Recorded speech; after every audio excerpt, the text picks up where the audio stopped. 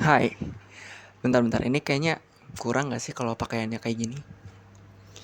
Saya ganti dulu ya, sebentar. Nah, kalau kayak gini kan bagus.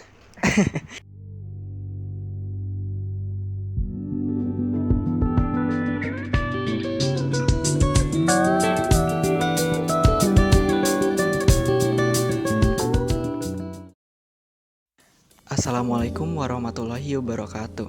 Halo semuanya, selamat datang kembali di channel saya Novel Prasetyo. Dan di video kali ini kita bakal lanjutin dari materi sebelumnya, yaitu logika dan algoritma. Dan di video ini kita bakal bahas HTML, CSS, dan JavaScript dasar. Oke, langsung saja tanpa berlama-lama lagi, mari kita bahas apa itu HTML, CSS, dan JavaScript.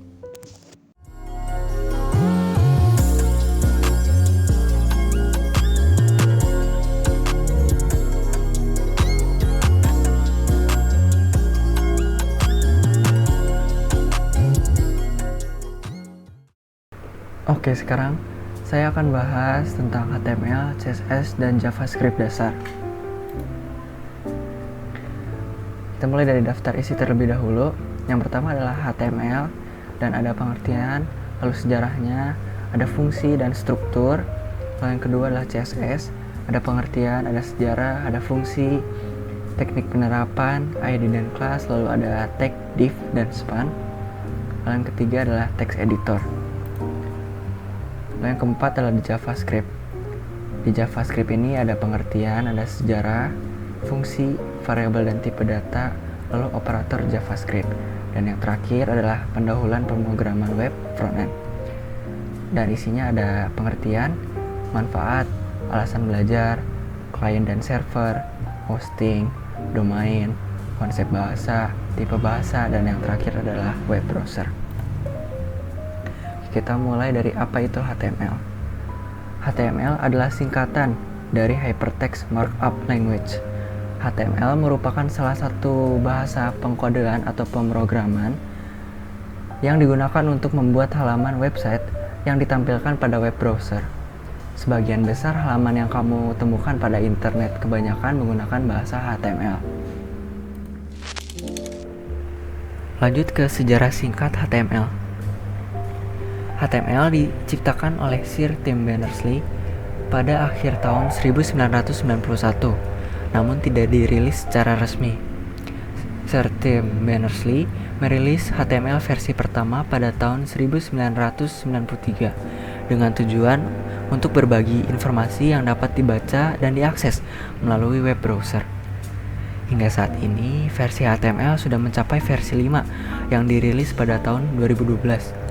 Versi HTML5 ini merupakan terusan dari perpanjangan versi HTML 4.01 yang sebelumnya digunakan oleh kebanyakan orang. Lanjut ke fungsi HTML. HTML memiliki fungsi utama untuk membuat halaman website. HTML adalah pondasi utamanya.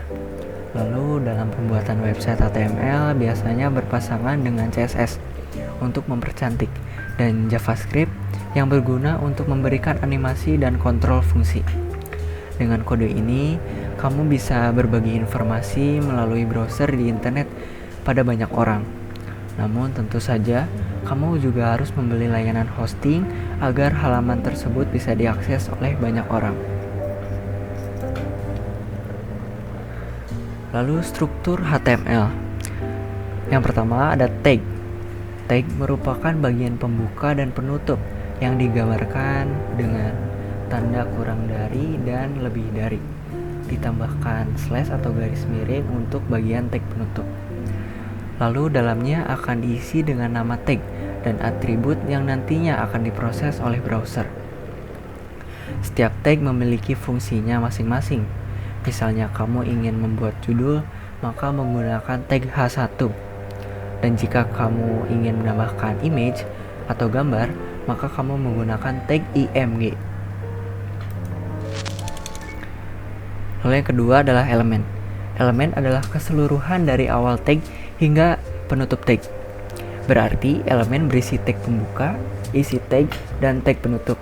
Contohnya seperti ini. Di sini ada tag H1 atau yang digunakan untuk menambahkan judul ataupun tulisan. Di sini ada tag H1, tag pembuka, lalu di sini adalah isi tagnya, dan ini yang menggunakan tanda slash atau garis miring adalah tag penutup. Lalu tag tidak hanya berisi teks saja, namun bisa berisi elemen lain yang disebut nest element. Gambarannya seperti ini. Di dalam tag HTML ada tag body, lalu di dalam tag body adalah tag H1 seperti ini ya contohnya. Lanjut ke tag dalam heading. Elemen yang ada di dalam head berfungsi sebagai informasi dari dokumen HTML dan tidak akan ditampilkan di layar browser. Beberapa tag yang dapat digunakan di elemen head diantaranya adalah meta, title, style, script, dan link. Lalu lanjut ke tag dalam body. Tag yang berfungsi untuk menampilkan teks seperti H1, H2, H3, H4, H5, dan seterusnya. Lalu ada P atau paragraf dan lain sebagainya. Lalu tag untuk memformat teks seperti B atau bold, I atau italic atau cetak miring. Lalu strong, lalu M, dan ada mark dan del dan lain sebagainya. Untuk menampilkan gambar, kamu dapat menggunakan tag img, dan untuk membuat tautan kamu dapat menggunakan tag a. Lalu elemen table dengan menggunakan kombinasi dari tag table. Lalu tag thead, tbody, tr, th, dan td. Kamu juga dapat membuat list dengan menggunakan kombinasi tag ul, ol, li, dl, dd, dan dt. Lalu memasukkan video, audio, atau format media lainnya menggunakan sejumlah tag seperti objek, video, audio, embed, dan iframe. Lalu struktur yang ketiga adalah atribut.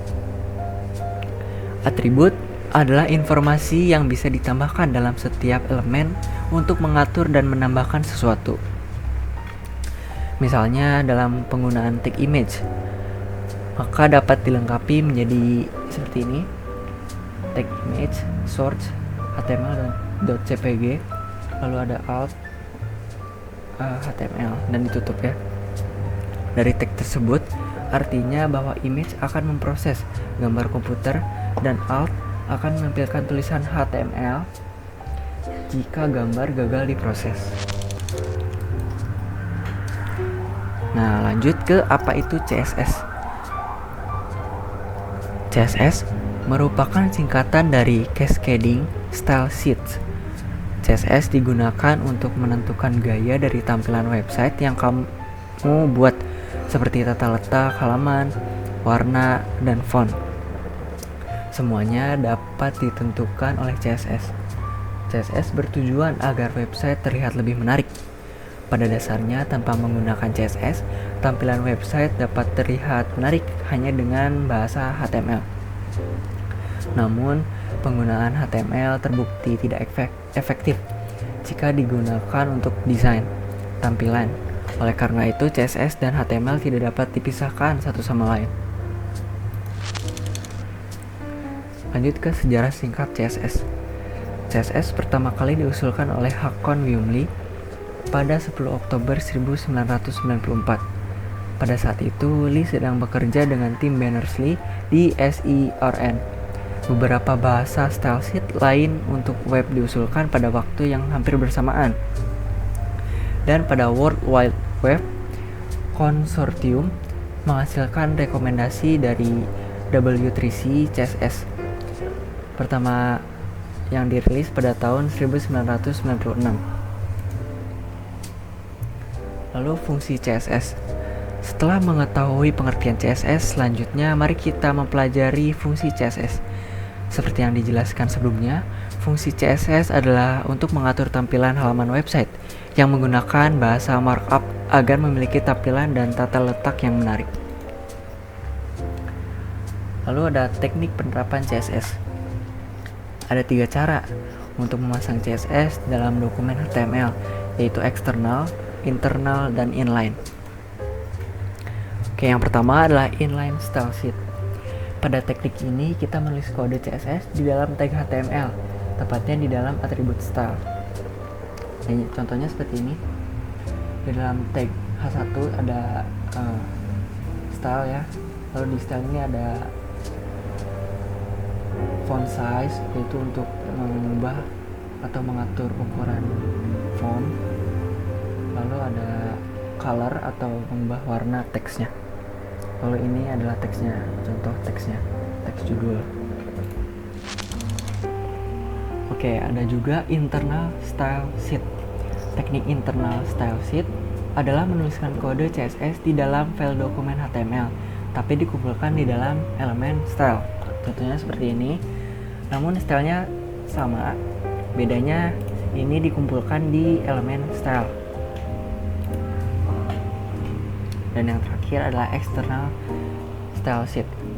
Teknik external style sheet menuliskan kode untuk style CSS di file terpisah dengan kode HTML. Style didefinisikan di dalam file, misalnya style.css. Maka semua style yang ada di dalam style.css akan diterapkan ke dalam dokumen HTML. Keuntungan dari teknik ini adalah CSS dapat diterapkan ke banyak dokumen HTML, sehingga penulisan CSS menjadi lebih efisien. Nah, yang selanjutnya adalah selektor dengan ID dan kelas. Selektor ID digunakan untuk menandai elemen dengan identitas unik. ID bersifat unik dan hanya boleh ada satu dalam suatu halaman HTML. Penulisan ID pada CSS menggunakan tanda pagar. Lalu selektor kelas digunakan untuk menentukan style dari sebuah elemen. Kelas boleh digunakan berulang-ulang. Penulisan kode CSS kelas diawali dengan tanda titik. Selanjutnya adalah tag div dan span. Div dan span adalah elemen HTML generik yang digunakan untuk mengelompokkan bagian-bagian dokumen HTML. Div, elemen tingkat blok yang digunakan untuk mengelompokkan elemen-elemen tingkat blok dalam suatu bagian. Div digunakan untuk membungkus potongan kode besar, menentukan divisi di dalam halaman, dan menata elemen pada halaman web. Div memiliki makna semantik dan disertai dengan beberapa bentuk gaya. Lalu span, elemen sebaris yang digunakan untuk mengelompokkan elemen-elemen sebaris dalam suatu bagian. Span digunakan untuk membungkus potongan kecil konten di dalam elemen induknya. Span tidak memiliki makna semantik atau gaya bawaan. Nah, ini adalah materi text editor. Apa itu text editor? Text editor adalah perangkat lunak yang memungkinkan pengguna untuk membuat, mengedit, dan mengubah file teks. Di sini ada contoh text editor, ada Notepad++, ada Visual Studio Code, dan Sublime Text. Dan yang paling umum atau sering digunakan banyak orang yaitu Visual Studio Code. Dan kita bakal praktek HTML dan CSS itu di Visual Studio Code. Oke, sekarang kita bakal coba praktik membuat website dari HTML dan CSS. Pertama-tama kalian buka dulu Visual Studio Code-nya, lalu kalian pergi ke folder yang biasa kalian isi dengan project kalian ya. Di sini saya udah buat nih foldernya. Kita tambahkan file baru aja, namanya index.html. Ya, lalu kita isi dengan HTML5 atau tanda seru ya. Dulunya bisa. Nah, seperti ini. Terus kita tambahkan nama dokumennya. Contoh layout aja. Dasar. Nah, seperti ini. Mungkin kita coba untuk file CSS-nya eksternal saja ya, jadi di luar file HTML kita bikin dulu aja.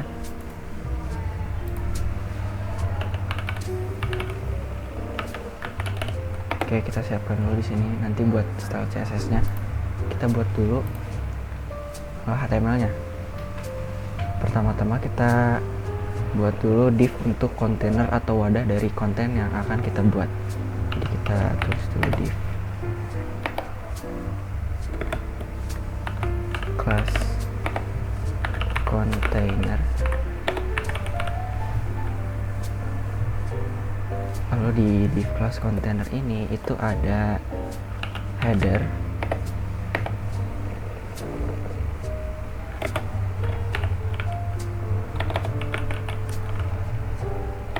salah ya class header. Lalu ada lagi konten,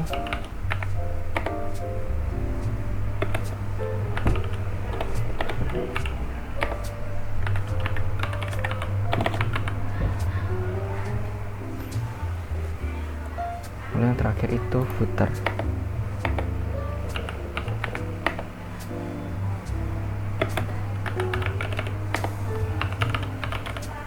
Nah, seperti ini. Kita isi dulu untuk header mungkin, karena kita akan isi dengan logo, dan saya sudah siapkan di sini logo, dan untuk jumbotron ya, kalian bisa siapkan. Kita isi dulu aja mungkin IMG dulu, nah kayak gini, atau enggak ini dulu deh, nah kayak gini ya. Di konten kita tulis aja pakai H2 dulu, terus isinya our product, dan yang terakhir itu footer kita isi dengan paragraf saja atau P, copyright 2024 my page.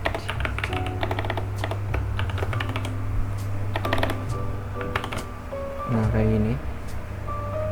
Terus kita coba buat running terlebih dahulu menggunakan extension live server. Nah kayak gini ya jadinya.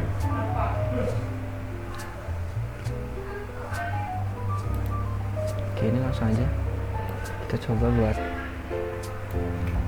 ganti menggunakan image, searchnya image, lalu PNG 2, terus altnya mungkin logo saja. Kita lihat, nah seperti ini.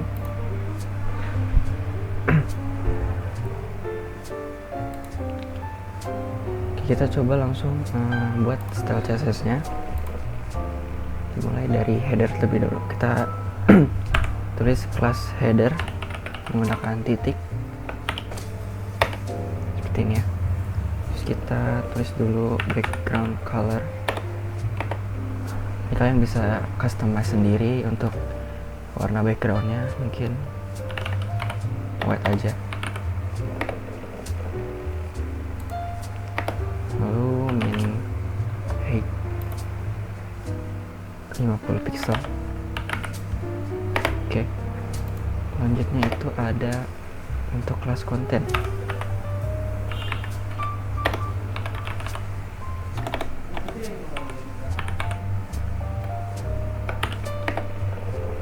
Sama juga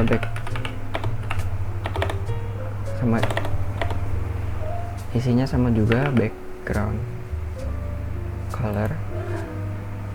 Kita pakai DDD aja kayak gini. Terus min height nya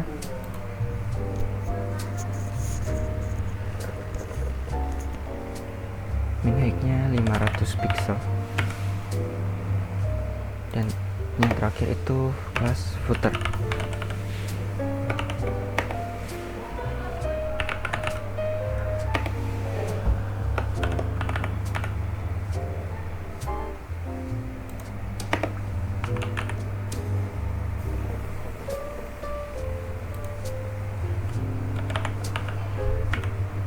Oke, seperti ini kita coba lihat. Oke, ketika di refresh tidak bisa, kalian coba ini lagi aja, running lagi. Oh bukan, kita belum ini ya, memasangkan stylenya di HTML nya. Kalian pergi ke tag head, lalu kalian tulis link style CSS. Nah kayak gini. Nah ini sudah ada ya, sudah ada style CSS nya. Jadi harus di tautkan dulu atau dihubungkan dulu HTML dan CSS nya. Nah, lalu kita tambahkan lagi style untuk kontainernya, yaitu yang mewadahi semuanya. Kita tulis kelas kontainer. Nah, kayak gini. Lalu stylenya itu width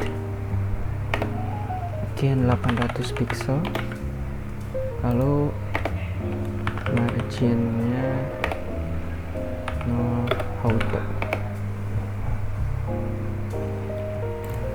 Nah, ini sudah jadi ya, sudah seperti ini.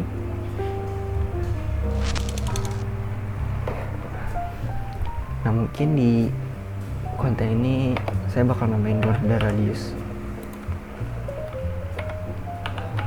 4 pixel, gimana coba. Oke, cukup lah biar tidak lancip ya bunyinya. Nah, selanjutnya itu kita tambahkan div menu di bawah sini ya,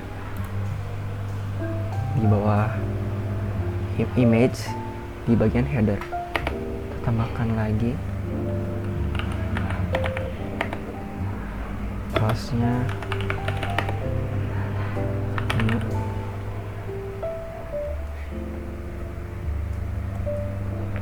Lalu kita tambahkan list menggunakan ul, lalu dan A. Oke, seperti ini. Sini kita tambahkan home,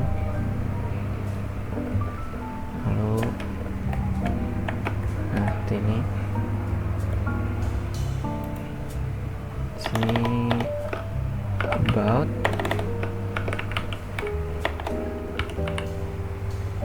lalu yang terakhir itu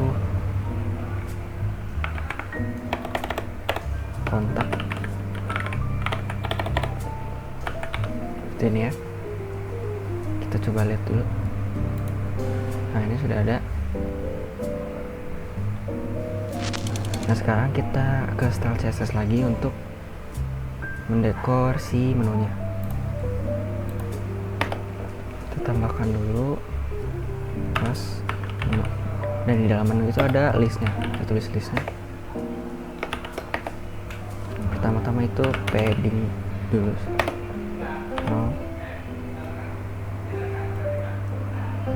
Lalu yang kedua itu menu only. Ini agar tulisannya ke samping, kita bisa tulis display inline block kayak gini. Nah, ini sudah ke samping. Kita tambahkan lagi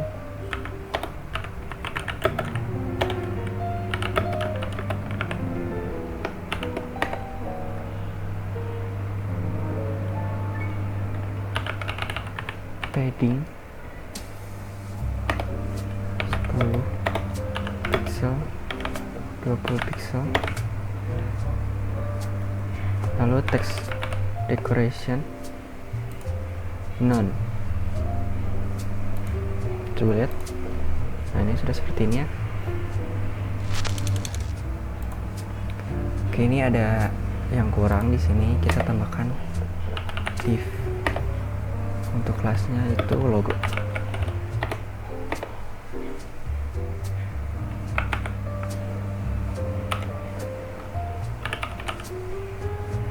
Seperti ini.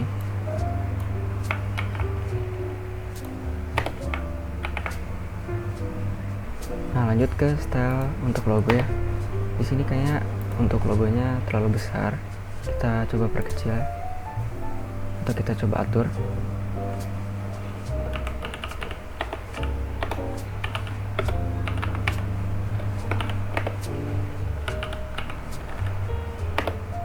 Widthnya 200 pixel, coba. Terlalu kecil ya. Coba tambahkan. Coba tambahkan 300. Oke, kayaknya cukup. Kalian bisa atur ya, bisa 250 ataupun berapa kalian bisa. atur sendiri. Nah ini cukup nih. Nah selanjutnya kita mau buat yang header ini berada di tengah. Kita ke style CSS, lalu kita di bagian header kita tambahkan text align center.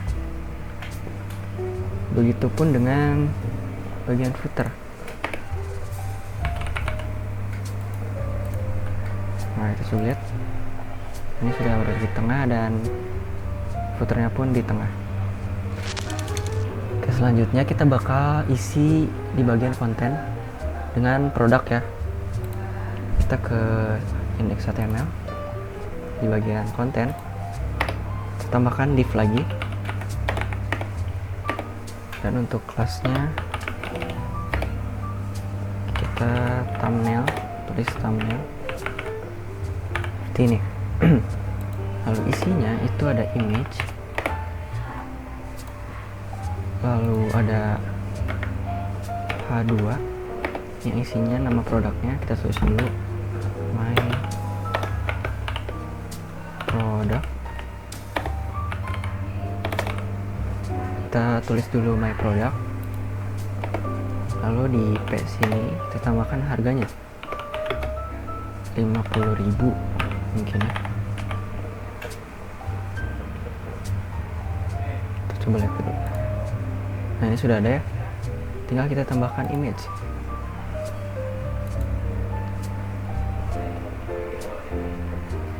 Untuk image-nya kita tambahkan http via dot placeholder.com /250 kali 150. Coba lihat dulu. Nah ini sudah seperti ini ya. Untuk image-nya pastikan kalian tersambung internet jika ingin mengikuti seperti ini, atau kalian bisa siapkan agar bisa offline ya, seperti itu. Nah sekarang kita bakal lanjut lagi ke style CSS untuk kelas thumbnail.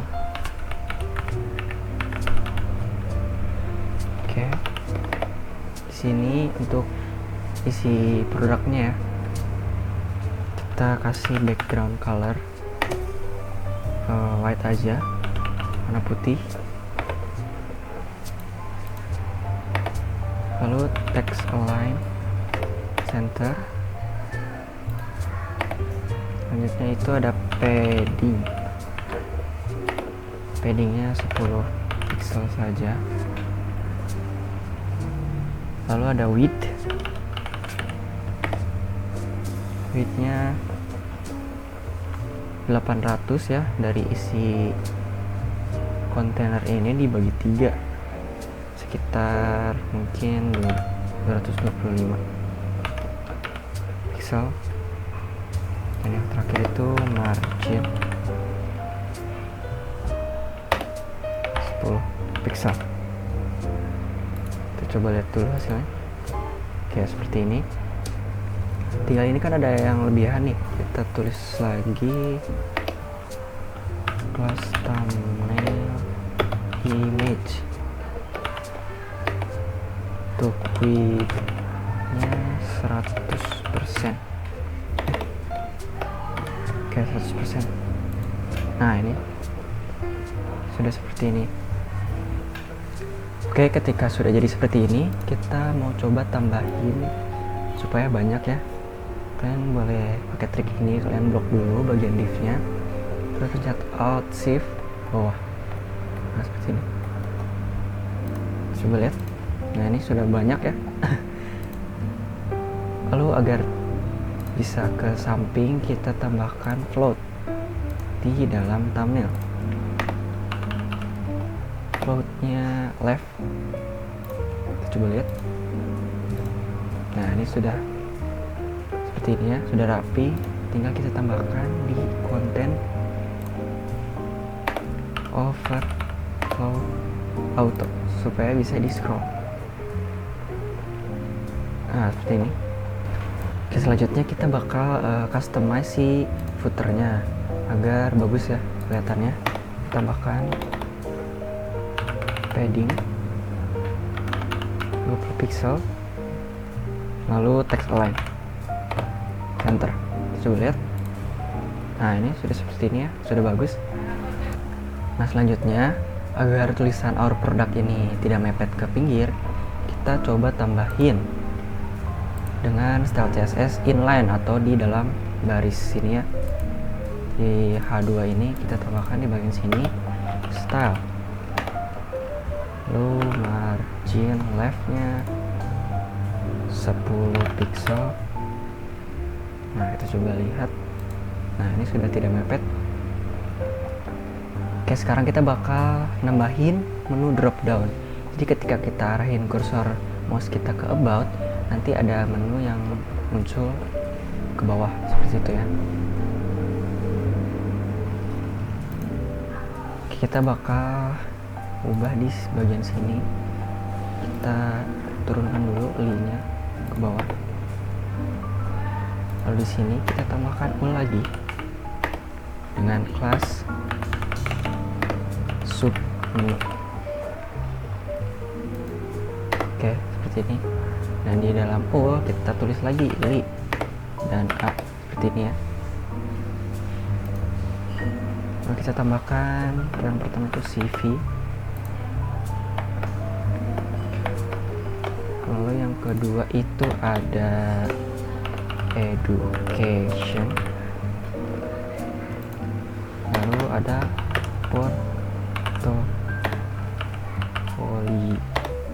portofolio seperti ini. Kita coba lihat. Nah, ini sudah seperti ini ya. Oke, ketika sudah jadi seperti ini, kalian tambahkan kelas lagi di style CSS ul titik sub menu. Kita tambahkan background color, kita tulis saja DDD, lalu kita tambahkan border, mungkin border 1 pixel solid. Untuk warnanya CC aja, lalu text align left seperti ini. Kita tambahkan lagi UL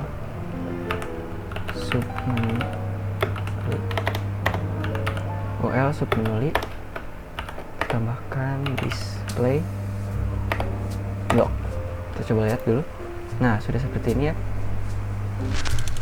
Oke, ini saya bakal ganti warnanya, mungkin jadi EEE. Oke, lalu kita tambahkan lagi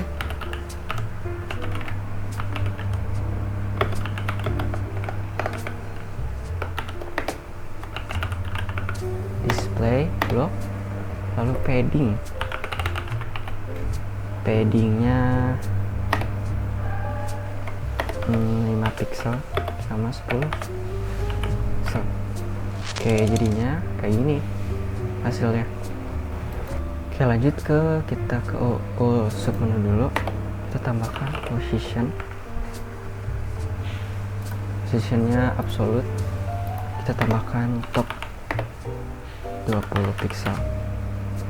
Nah, seperti ini. Kita coba lihat. Oke, next kita tambahkan di menu ul ini position juga relatif ya, position relatif. Nah, ini hasilnya sudah seperti ini ya, sudah berada di bawah about. Tinggal kita tambahkan animasi drop down-nya. Nah, jadi sebelum menambahkan animasi drop down-nya, kita tambahkan dulu di ul sub menu ini display none ya, displaynya none. Nah, jadinya hasilnya hilang ya, seperti ini. Nah, lanjut kita tambahkan untuk animasi drop down nya, kita tulis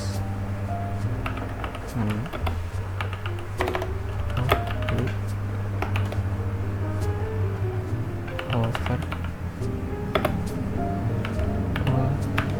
sub menu. Salah.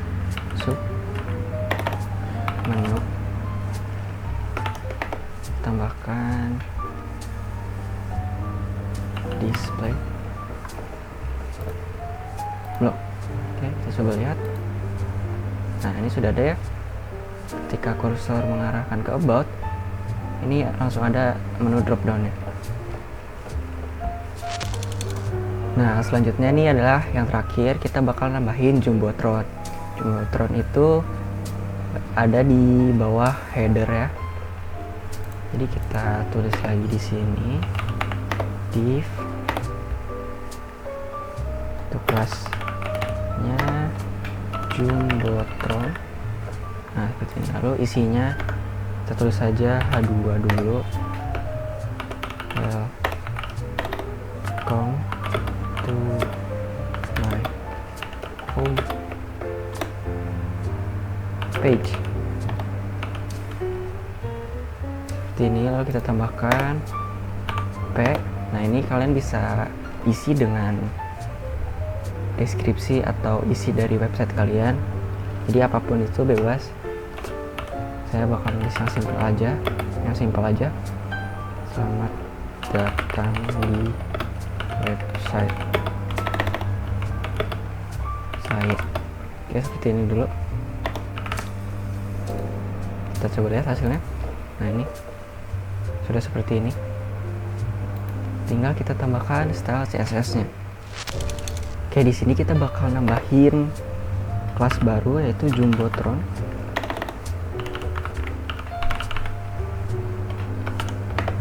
Kita isi dengan width. Width-nya kita 100% aja. Lalu paddingnya 80 pixel sama 40 pixel.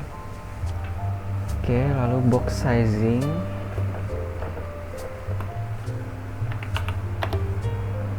sizingnya kita border box. Lalu text align center.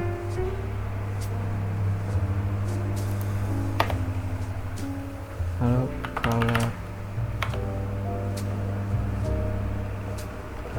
colornya mungkin warna black dulu, karena untuk Jumbotronnya seperti ini ya, jadi terang. Kita kasih warna ke teksnya itu hitam aja.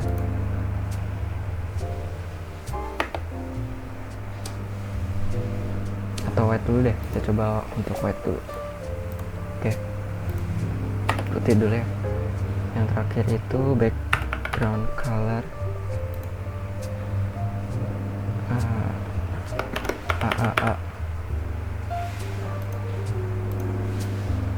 yang terakhir adalah background image.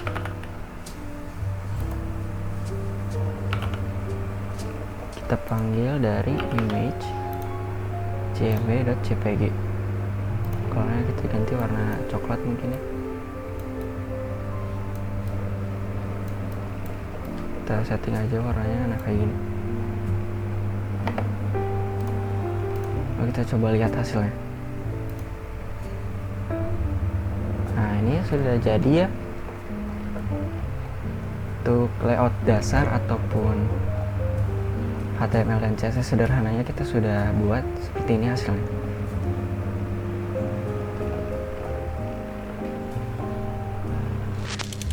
Nah, yang selanjutnya kita bakal bahas apa itu JavaScript.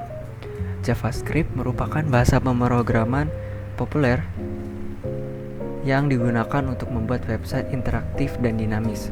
Adapun dinamis yang dimaksud di sini berarti konten di dalamnya dapat bergerak dan tampil secara otomatis tanpa harus dimuat ulang oleh pengguna.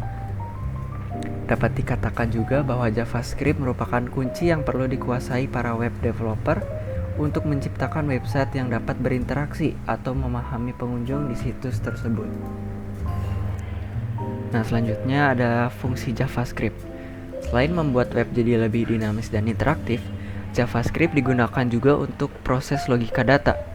Intinya, fungsi JavaScript tidak hanya soal urusan front-end, tapi juga sekaligus dipakai untuk urusan back-end. Lanjut ke sejarah singkat JavaScript. JavaScript ditemukan oleh Brendan Eich pada tahun 1995. Pertama kali dikembangkan untuk Netscape 2. dan menjadi standar ECMA 262 pada tahun 1997. Setelah Netscape menyerahkan JavaScript ke ECMA, perusahaan raksasa Mozilla terus mengembangkan JavaScript untuk browser Firefox. Awalnya bahasa pemrograman ini disebut Mocha, kemudian diubah namanya menjadi LiveScript, dan akhirnya diubah lagi menjadi JavaScript.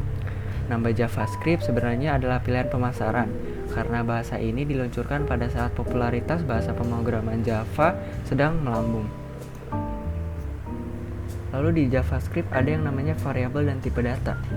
Variabel adalah suatu tempat yang digunakan untuk menampung data atau konstanta di memori yang mempunyai nilai yang dapat berubah-ubah selama proses program. Tipe data adalah sebuah cara yang digunakan untuk menentukan jenis suatu data tersebut. Kata lain dari hal ini adalah deklarasi variabel. JavaScript mempunyai beberapa tipe data yang digunakan antara lain ada string, number, boolean, array, dan object. Pada JavaScript kita tidak perlu mendeklarasikan tipe data terlebih dahulu.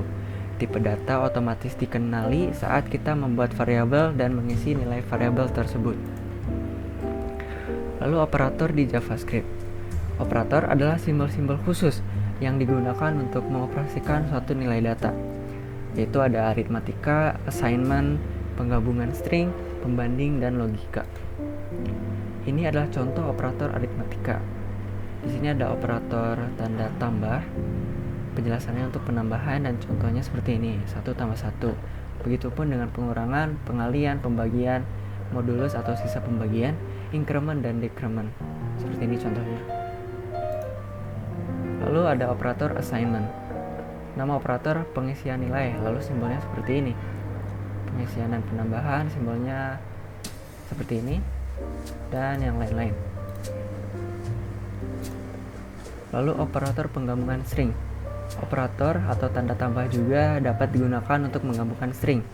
Contohnya seperti ini, adalah variabel teks 1 saya, teks 2, teks 3, teks 4, lalu teks 5-nya seperti ini.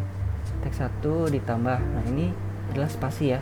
Jadi ketika ada simbol ini berarti nanti teksnya ada spasinya seperti itu.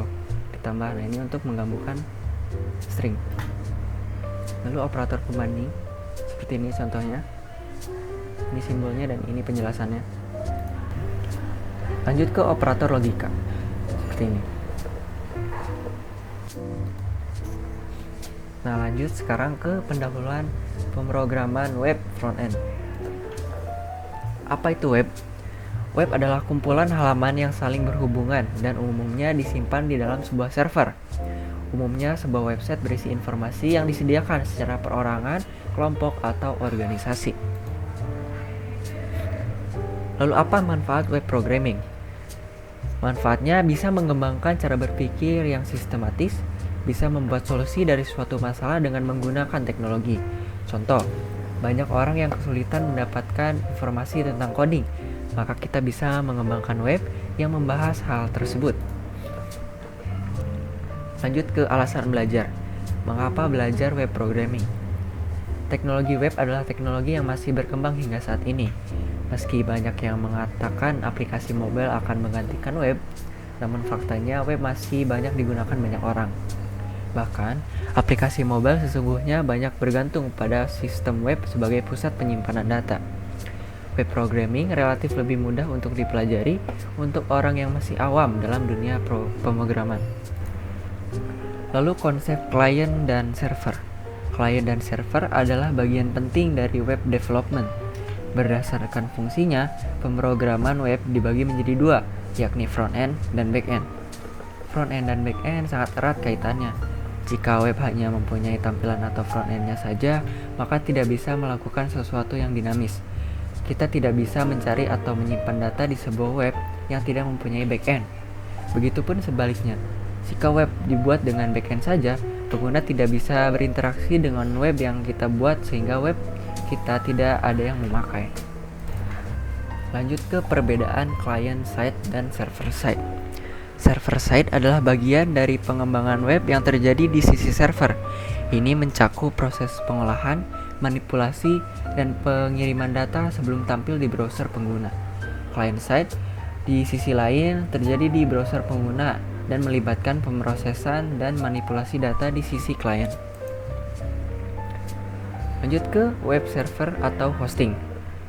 Hosting adalah penyewaan tempat untuk menampung data-data yang dibutuhkan oleh sebuah website yang bisa berbentuk gambar, email, script, file, atau database. Hosting biasanya berbayar dengan pilihan paket-paket yang bisa dipilih dari rentang harga belasan ribu hingga jutaan rupiah tergantung dari spesifikasi yang dipilih. Hosting juga memiliki peran penting yang fungsinya sebagai tempat penyimpanan file dan data website yang memungkinkan pengunjung untuk mengakses informasi tersebut secara online. Lalu domain. Domain adalah nama unik yang diberikan untuk mengidentifikasi alamat. Contohnya IP address, server komputer seperti web server atau email, server di internet. Contohnya google.com atau facebook.com. Jika dianalogikan, domain adalah alamat dan hosting adalah rumahnya. Lalu konsep bahasa pemrograman. Bahasa pemrograman adalah susunan karakter dan kata kunci yang dapat dikonversi ke bahasa mesin sehingga dapat dijalankan oleh komputer. Lalu bahasa pemrograman web adalah bahasa pemrograman yang digunakan untuk membangun aplikasi berbasis web. Next ke tipe bahasa pemrograman. Di client-side language ada HTML, CSS, dan JavaScript. Lalu di server-side language ada PHP, Java, Perl, Python, Node.js, dan Ruby. Lanjut ke web browser. Web browser adalah software yang digunakan untuk menjelajahi atau mencari informasi dari suatu laman website. Web browser mempresentasikan dokumen HTML ke dalam bentuk visual. Contohnya Google Chrome, Mozilla Firefox, Safari, Opera, dan Microsoft Edge. Lalu itu adalah materi yang kita bahas di video kali ini. Terima kasih untuk kalian yang sudah menonton sampai akhir presentasi yang sudah saya buat. Nah, itu tadi materi yang sudah kita bahas terkait HTML, CSS, dan JavaScript dasar. Dan ketika kalian sudah menonton video ini, saya harap kalian bisa membuat website sendiri dan berguna bagi orang lain. Dan di channel ini, ketika kalian mendengarkan suara gitar, itu tandanya videonya sudah mau selesai. Terima kasih yang sudah menonton video ini sampai akhir. Saya Noval Prasetyo. Saya pamit undur diri. Wassalamualaikum warahmatullahi wabarakatuh.